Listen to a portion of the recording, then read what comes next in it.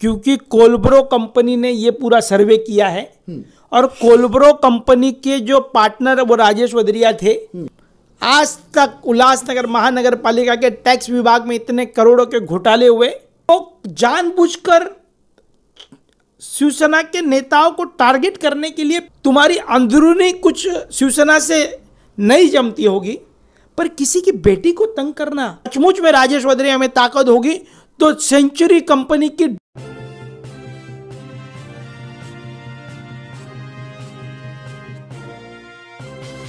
Mahalakshmi sales, Shivaji Chowk, Ulhasnagar में electronics का one stop store, जहां पर आपको मिलती हैं बेस्ट डील्स।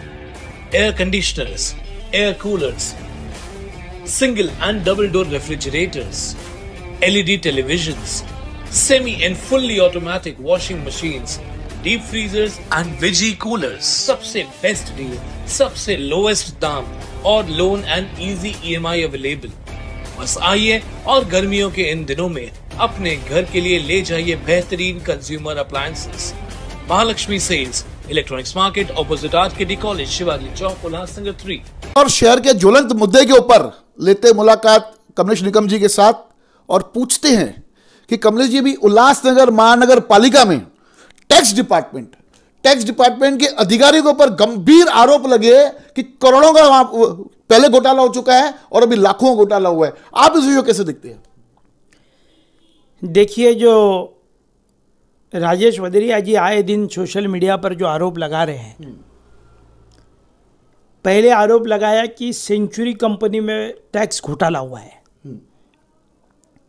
अब जब सेंचुरी कंपनी में टैक्स घोटाला हुआ है, करोड़ों का टैक्स बचाया है, अधिकारी का नाम लेते नहीं है वो, पर सीधे तौर पर जो टैक्स के जो अधिकारी है नीलम कदम जी, उनके लिए ये बात कर रहे हैं, अपने लेटरों में इस तरीके के आरोप लगा रहे हैं।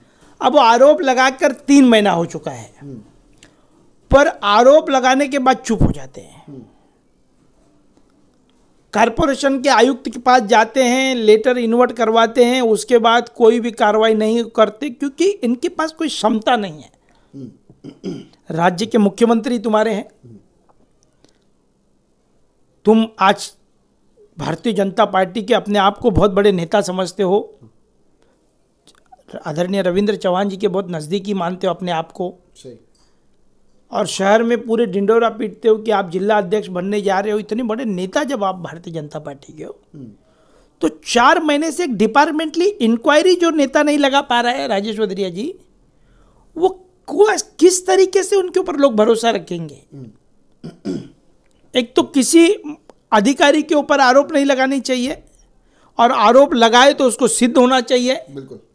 और आरोप यदि लगाते हैं और वो सिद्ध नहीं होता है तो शहर की जनता और व्यापारियों को लगता है कि हमारे नेताओं ने इसके बदले में कुछ लेन देन कर लिए होंगे, और सिर्फ सोशल मीडिया पर इस तरीके की बयानबाजी करके खुश करते हैं। कल भी उन्होंने कहा है कि 50%, 100% टैक्स की जो तारीख थी वो ख़त्म हो गई, 50% तारीख में भरा और 100% का उसको लाभ मिला है। 18 तारीख को 5:45 बजे बंद होने के बाद, हाँ, उस जो सॉफ्टवेयर है उसका मिसयूज किया गया, हाँ, और उस सॉफ्टवेयर के अंदर जो 100% छूट थी उसके बिल्स इशू किए गए। पहली बात तो उल्लासनगर की गोपनीयता कैसे भंग हो रही है, क्योंकि कोलब्रो कंपनी ने ये पूरा सर्वे किया है और कोलब्रो कंपनी के जो पार्टनर वो राजेश वदरिया थे, उन्होंने शहर के हर एक लोगों की जमीनों का डेटा अपने पास रखा हुआ है। तो कोलब्रो कंपनी के जो लोग हैं वो कहां पर महानगर पालिका की गोपनीयता तो नहीं भंग कर रहे हैं, पहले तो उनको टैक्स विभाग से निकालना चाहिए। बिल्कुल। और जानबूझकर आज तक उल्लासनगर महानगर पालिका के टैक्स विभाग में इतने करोड़ों के घोटाले हुए, कभी किसी ने आवाज़ नहीं उठाई। आज ये व्यक्ति हर 10 दिन में टैक्स घोटाले की जांच की मांग कर रहे हैं। मकसद एक है, आज मैं शाबाशी देता हूं अपने पार्टी के तरफ से कि नीलम कदम जी जो है वो शिक्षण विभाग में जब थे, उन्होंने उल्लासनगर में स्मार्ट स्कूलें दी है। आज मेरे वार्ड में 24 नंबर स्कूल है, क्या अच्छी स्कूल दी है, सी ब्लॉक पे क्या स्कूलें दी है। स्मार्ट स्कूल का जो तरीका लाया था उल्लासनगर के अंदर, वो नीलम कदम 100% क्रेडिट नीलम कदम जी को है। और ऐसी सक्षम महिला को जब महानगर पालिका के इतने स्ट्रिक्ट आयुक्त ने जब उनको वहां पर उसकी जवाबदारी दी है, कुछ सोच समझ के दी, तो बहुत सोच समझ के दी। उनके ऊपर बार बार आरोप लगा रहे सोशल मीडिया के माध्यम से, क्योंकि मुझे ऐसे लग रहा है, मुझे ऐसी डाउट हो रहा है कि उनके जो पिताजी है शिवसेना के नेता चंद्रकांत भोडारे जी है, हाँ, उनकी बेटी है, हाँ, तो जानबूझकर शिवसेना के नेताओं को टारगेट करने के लिए, पिताजी को टारगेट करने के लिए, शिवसेना को टारगेट करने के लिए उनकी बेटी को टारगेट तो नहीं किया जा रहा है। मुझे ऐसा लग रहा है क्योंकि भारतीय जनता पार्टी के जो नेता है उल्लासनगर के, वो शिवसेना के नेताओं को बार बार टारगेट किया जा रहा है। पहले उन्होंने कहा कि भारतीय जनता पार्टी के आदरणीय मुख्यमंत्री देवेंद्र फडणवीस ने कमिश्नर भेज दिया है, अब वो हमारा ही सुनेगी और किसी का नहीं सुनेगी। फिर वो काम फेल हुआ। कमिश्नर महोदय ने ऐसा कभी नहीं, निष्पन्न रहे हैं वो, कभी भी किसी का नहीं सुनते हैं, जो रहेगा सही वही बात करते हैं।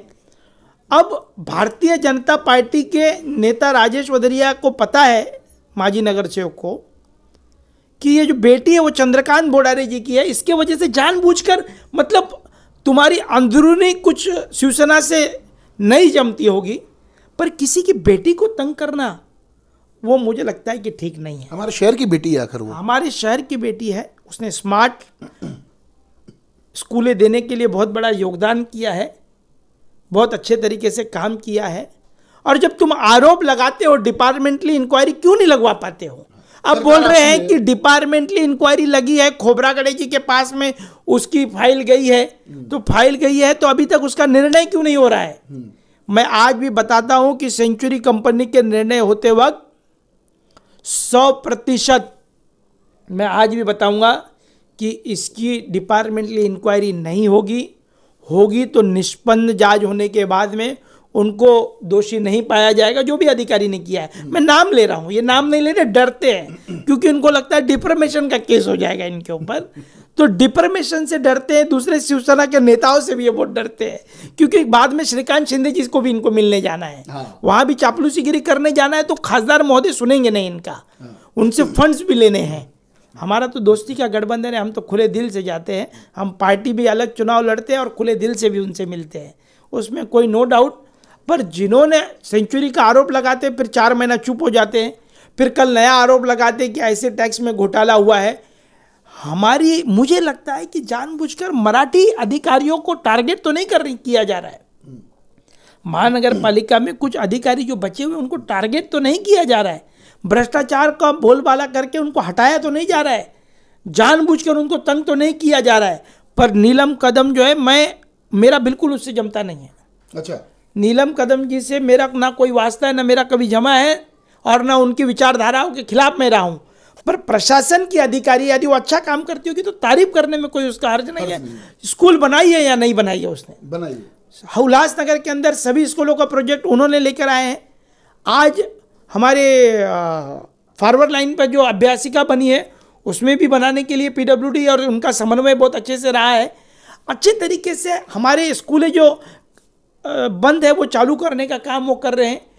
अब BOT तत्वों पर नहीं दिया जाए उसके लिए भी उन्होंने अच्छा काम किया है। मैं कोई तारीफ कर रहा हूँ, जहाँ पर तारीफ करना होगा, जहाँ पर आरोप लगाना होगा, जहाँ पर गलत होगी वहाँ पर हम आरोप लगाएंगे। पर मुझे इस तरीके का लग रहा है कि चंद्रकांत भोडारे जी की शिवसेना की नेता है, उनकी बेटी होने के कारण एक तो आरोप लगाया जा रहा है शिवसेना को बदनाम करने के लिए, और दूसरी बात रह गई कि वो मराठी है, इसके लिए उसके ऊपर आरोप लगाए जा रहे हैं। मराठी की बेटी होने के कारण उसके ऊपर बार बार आरोप लगाए जा रहे हैं और आरोप कभी सिद्ध हो नहीं पाते और ये आदमी कभी कर नहीं पाता है। मुझे लगता है कि सचमुच में राजेश वधरिया में ताकत होगी तो सेंचुरी कंपनी की डिपार्टमेंटली इंक्वायरी जब चल रही है उसके ऊपर दोषी पाकर उनको निलंबित किया जाए, जैसे तरुण सेवकानी को आज निलंबित करवाया इन लोगों ने। अच्छा, आज ये सुबह 9:30 बजे जाकर बैठे थे 10:30 बजे आयुक्त महोदय के पास में।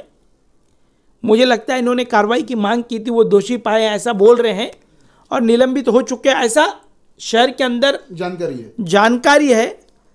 तो जिस तरीके से उनको निलंबित करने के लिए भागदौड़ की थी, वैसे ही और भी अधिकारी, भ्रष्ट अधिकारी महानगर पालिका के अंदर, उनके ऊपर क्यों नहीं डिपार्टमेंटली इंक्वायरी लगाई जा रही है?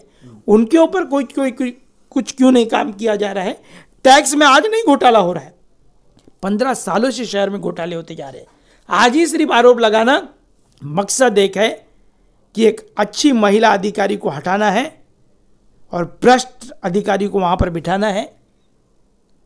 मकसद एक है कि स्मार्ट स्कूल देने वाली बेटी को हटाकर एक भ्रष्ट अधिकारी को वहां पर बिठाना है। मकसद एक है कि शिवसेना को बदनाम करना है, मित्र पक्ष को साथ में लेकर भीतरघात करना है। उनकी हरदम आदत रही है भीतरघात करने की, यहाँ पर भी भीतरघात करना है, पर वो डरते हैं श्रीकांत शिंदे जी को कि कहाँ पर खासदार महोदय जी के पास में जब जाएंगे तो ये सवालों का जवाब मैं नहीं दे पाऊंगा, क्योंकि उनके जो पिता है वो खासदार जी के बहुत नज़दीकी है और वरिष्ठ नेता है शिवसेना के। आज वो एक्टिव मोड में नहीं है, वरिष्ठ नेता है और उनकी बेटी उससे भी तेज तराज है। ईंट का जवाब वो पत्थर से देने वाली है। और मुझे ऐसे लगता है कि यदि वो भ्रष्टाचार के आरोप यदि उनके किसी के ऊपर भी होते रहेंगे, अब वो बोल रहे हैं कि अब मैंने तो नाम नहीं लिया, मैं बता रहा हूँ कि वही अधिकारियों को टारगेट किया जा रहा है।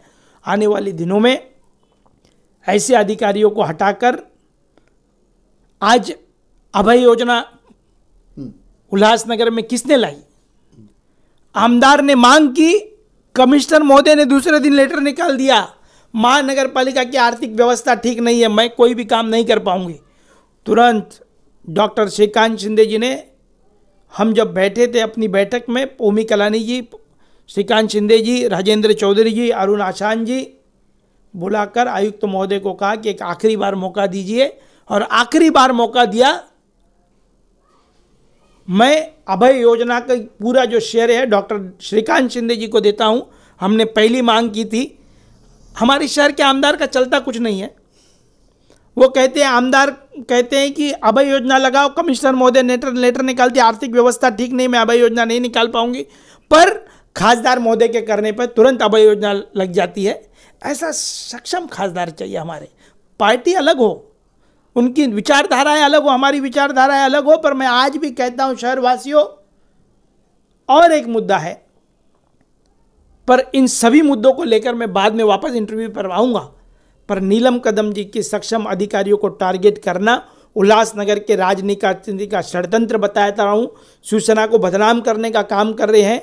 और दूसरी बात, जो भी घोटाले के आरोप लगते हैं कभी सिद्ध नहीं होते। सेटलमेंट होता है पैसे का, पैसे लेन देन करके सेटलमेंट से चुप किया जाता है, उसके बाद नेता अपने घर, अधिकारी अपने घर, जनता तो अपने घर पे है ही, जनता को गुमराह करने का काम ये करते रहते हैं। सेंचुरी घोटाले को, जिस दिन भी सेंचुरी का घोटाला उजागर होगा, दोषी अधिकारियों के ऊपर कार्रवाई होगी, उस दिन मैं मानूंगा कि राजेश वदरिया जो बोलता है वो करता है, पर वो कर नहीं पाएंगे। मैं आज भी बता रहा हूँ। जल्द लेंगे मुलाकात राजेश वदरिया जी के साथ कि इस विषय के बारे में आपको क्या कहना है, क्योंकि गंभीर आरोप कमलेश निकम ने सीधे सीधे नाम लेके आपके ऊपर लगाए हैं। धन्यवाद। देखते रहिए स्पिरिट न्यूज़ चैनल।